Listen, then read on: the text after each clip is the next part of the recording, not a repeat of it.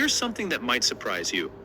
Studies show that 93% of people make decisions based on what others think of them rather than what they actually want. Today, we're exploring why that's making us all miserable.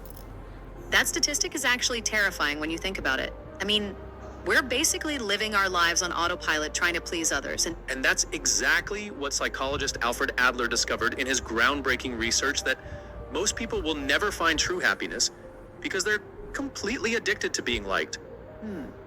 But surely some level of caring what others think is normal, right? I mean, we're social creatures after all. Well, here's where it gets interesting. Adler's work, which this book, The Courage to Be Disliked, builds on, suggests there's a crucial difference between basic social awareness and what he calls approval addiction.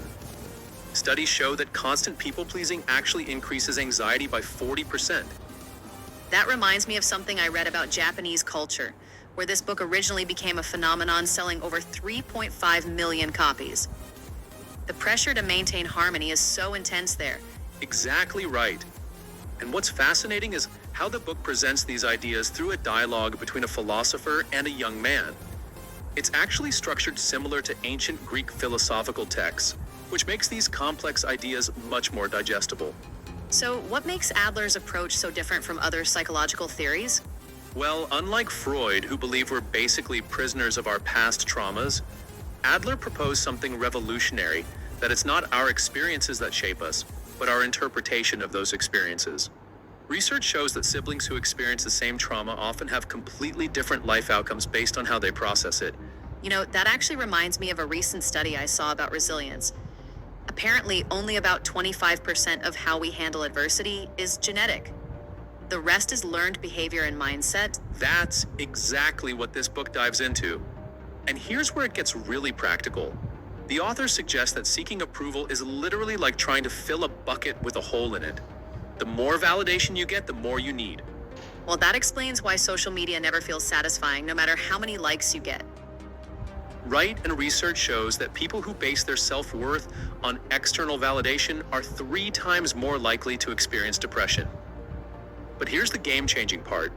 The book suggests that true freedom comes from having the courage to be disliked.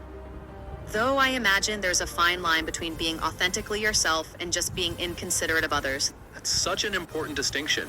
The book actually addresses this directly. It's not about being intentionally difficult, but about what psychologists call healthy differentiation. Studies show that people who can maintain their sense of self while staying connected to others have significantly better mental health outcomes. You know what's interesting? In my corporate training work, I've noticed that the most respected leaders aren't usually the most liked. They're the ones who stay true to their principles, even when it's unpopular. And that ties perfectly into what the research shows. Authentic leadership actually increases team performance by 64%. The book suggests starting with small steps, like simply saying no without offering elaborate explanations. Though I have to admit, the thought of intentionally being okay with being disliked makes my stomach turn a little. That's exactly why it requires courage. And here's a fascinating statistic people who practice setting boundaries without over-explaining report a 47% reduction in anxiety within just 6 weeks.